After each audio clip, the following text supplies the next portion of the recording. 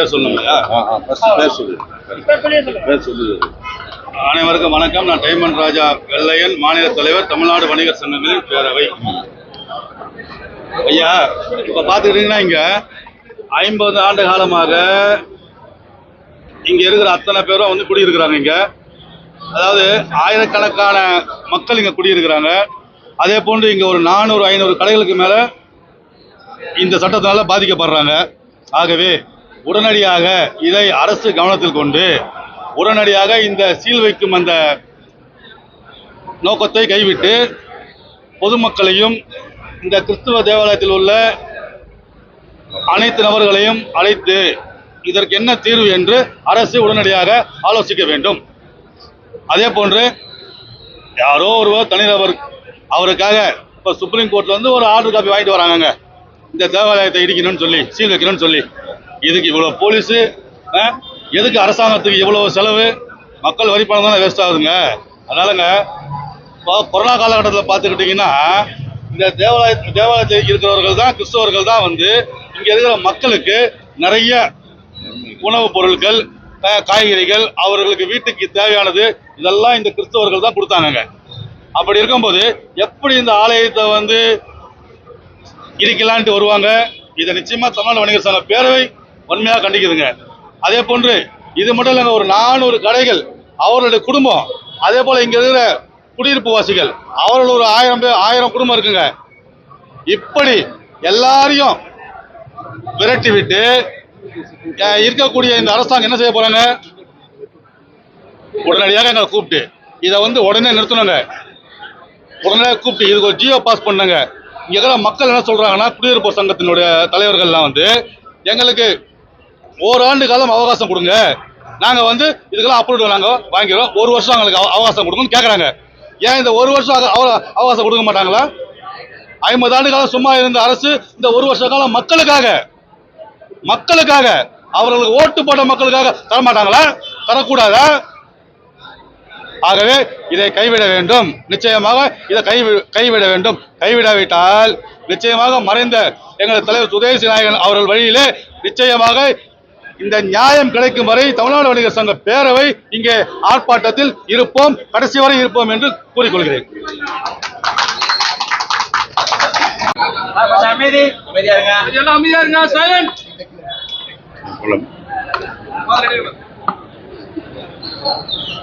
இன்று சிறுபான்மை மக்கள் நல கட்சி, தமிழ்நாடு வணிகர் பேரவை தலைவர் டைமண்ட் அவர்கள் மற்றும் தமிழ் தேசிய கிறிஸ்துவ இயக்கம், நாம் தமிழ் கட்சி போன்ற பல கட்சிகளின் சார்பாக இதனாலே இந்த திருச்சபை 50 வருடங்களுக்கு மேலாக நடைபெற்று கொண்டிருக்கிற இந்த திருச்சபையை சில தனி மனிதர்கள் ஆக்கிரமிக்கும் பொருட்டு 200 வீடுகளுக்கு மேலாக 100 கடைகள் எல்லாம் இருக்கிற இந்த இடத்தை அவர்கள் தவறான ஒரு குற்றச்சாட்டை சொல்லி எப்படியும் இதை அபகரித்து விட வேண்டும் என்று ஒரு பொய் வழக்கை போட்டு நீதிமன்றத்தில் அவர்கள் தவறாக பயன்படுத்தி இதை அவர்கள் அபகரிக்க நினைக்கிறார்கள்.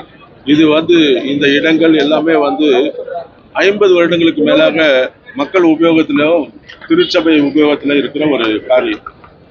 இந்த திருச்சபை என்பது தேவனுடைய ஊழியக்காரர்களால் உருவாக்கப்பட்டது.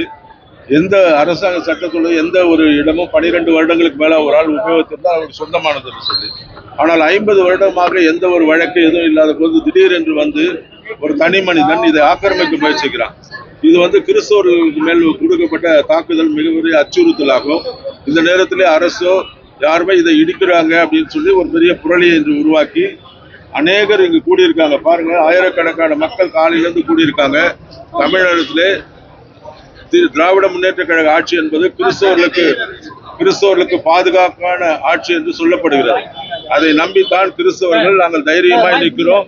ஆனா இந்த நாட்களில் பாருங்க, எங்களுடைய கிறிஸ்துவ திருச்சபைகளை இப்படி உடைக்கிறாங்க, இப்படி அழிக்கிறாங்கன்னு சொன்னா அது சென்னை போன்ற நகரங்களிலே கிராமப்புறங்களில் இருக்கிற திருச்சபைகள் என்ன ஆகும்? ஆகவே இங்கு மதவாத அமைப்புகளினுடைய ஆதிக்கம் அதிகமாகிக் கொண்டிருக்கிறது. தமிழ்நாட்டிலே இதை ஆளுகிற திராவிட அரசு உடனே கவனத்தில் கொள்ள வேண்டும். கிறிஸ்தவர்களுக்கு சாதகமான அரசு என்று வெளியே சொல்லி எல்லாரும் சொல்றாங்க. ஆனா உண்மையில நிலையை பார்த்தீங்கன்னா கிறிஸ்தவர்களுக்கு வந்து இங்க எந்த ஒரு சலுகையும் இல்லை, எந்த ஒரு காரியமும் இல்லை. இவ்வளவு பெரிய திருச்சபை 40-50 வருடமா நடக்கப்பட்ட திருச்சபை இன்று இடிக்கப்படுகிறது என்று சொன்னால் இது எவ்வளவு ஒரு மோசமான ஒரு செயல். இதை உடனே தடுத்து அரசாங்கம் நிறுத்த வேண்டும். இந்த இடத்துக்கு வந்து விடுதலை கொடுத்து மறுபடியும் இங்க இருக்கிற ஆக்கிரமிப்பு என்று சொல்றாங்க, ஆக்கிரமிப்பு இல்ல, இவர்கள் பல வருடமா 50 வருடங்களுக்கு மேலாக இருக்கிற அந்த வீடுகள், 100 கடைகள் இருக்கிறது, வீடுகள் இருக்கிறது, 300 குடும்பங்கள் வாழ்ந்து கொண்டிருக்கிறார்கள். இதையெல்லாம் எடுக்க நினைக்கிற இவர்களை அரசாங்கம் உடனே தடுத்து நிறுத்தணும் தான் நாங்கள் சிறுபான்மை மக்கள் நல கட்சி மற்றும் இந்த கூட்டமைப்பு ஒரு கோரிக்கை வைக்கிறோம்.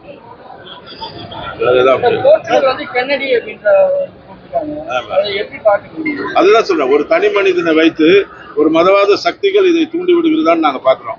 ஏன்னா அவர் இவ்வளவு நாள் எங்க போனார்? ஒரு 50 வருடமா இல்லாத காரியம் திடீர்னு எப்படி வந்துச்சு?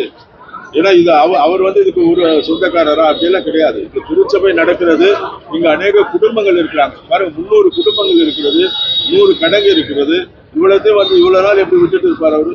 அவர் வந்து சொல்றாரு இவங்க கிட்ட எல்லாம் எந்த அதிகாரம் இல்லைன்னு போய் வாங்குறாரு. இவர் இன்னைக்கு இருக்கிற நீதிமன்றங்கள் தான் அவருக்கு சாதகமாக காரியங்களை செய்து இது பின்னால ஒரு மதவாத சக்தியா இருக்குமான்னு எங்களுக்கு ஒரு அச்சம் இருக்கிறது. அதான் சொல்றாங்க, இது வந்து இந்த திருச்சபை மற்ற காரியங்களுக்கு வந்து இவங்ககிட்ட எந்த ஒரு டாக்குமெண்ட்டும் இல்ல, இதெல்லாம் எங்களுடைய பூர்வீகமான சொத்து ஆர்குமெண்ட். அவரும் வந்து எந்த ஒரு அதுக்கான ஆதாரத்தை இதுவரைக்கும் சப்மிட் பண்ணல. ஆனா அவருக்கு வந்து உடனடியாக இப்படி தராங்க.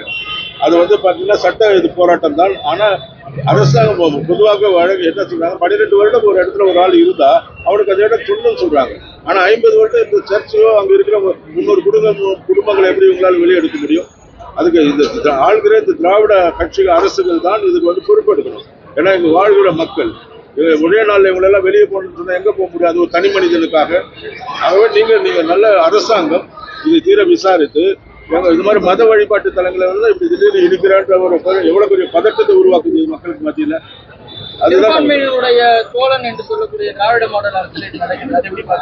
அதுதான் சொல்றேன், வெளியே இருக்கிறவங்க தான் சொல்றான் பிஜேபி RSS இந்துத்துவா தான் சொல்லுது அவர் சிறுபான்மைக்கு பாதுகாவலன்னு. ஆனா நாங்க சிறுபான்மையினர் சொல்றோம் எங்களுக்கு அவர் பாதுகாவலர் இல்ல. எங்களுக்கு அவர் பாதுகாவலராக இருந்தா இது மாதிரி பிரச்சனைங்க வராது. ஒரு அரசாங்கம் எங்களுக்கு சப்போர்ட்டா இருந்துச்சுன்னா ஏன் இவ்வளவு காவல்துறை இவ்வளவு பேர் வந்து எங்களை எப்படி அலக்களிக்கிறாங்க? தமிழ்நாட்டில 100கணக்கான திருச்சபை கூட்டப்பட்டிருக்கிறது. இன்னைக்கு அநேக கிராமங்களில திருச்சபை நடத்த முடியல. எல்லா இடங்களிலும் RSS இந்துத்துவவாதிகள் சூழ்ந்து திருச்சபை நடத்துறவங்களுக்கு பிரச்சனை கொடுத்துட்டு இருக்காங்க. அப்படி இந்த பிரச்சனைக்கு ஒரு முடிவு கட்டணும். ஆனா ஆளுகிற இந்த திமுக அரசை நம்பிதான் கிறிஸ்துவ வாக்களித்தாங்க. அப்ப வாக்களித்த இந்த அரசை எங்களை காப்பாத்தலன்னா வேற யார்கிட்ட போவாங்க? எங்களுக்கு வந்து இவங்க தான் நம்பிக்கைன்னு நினைச்சுட்டு இருக்கோம். ஆனா இவங்க எங்க நம்பிக்கைக்கு விரோதமா தான் செயல்படுறாங்க. ஆகவே அரசு இதை உடனே கவனித்து கிறிஸ்துவ நலன் காக்க இந்த இடத்தை உடனே கிறிஸ்துவர்களுக்கு சார்பாகவோ இந்த மக்களுக்கு சார்பாக மாற்றி தரணும். பிஷப் ஆர் சாம் யேசுதாஸ், தலைவர் சிறுபான்மை மக்கள் நல கட்சி.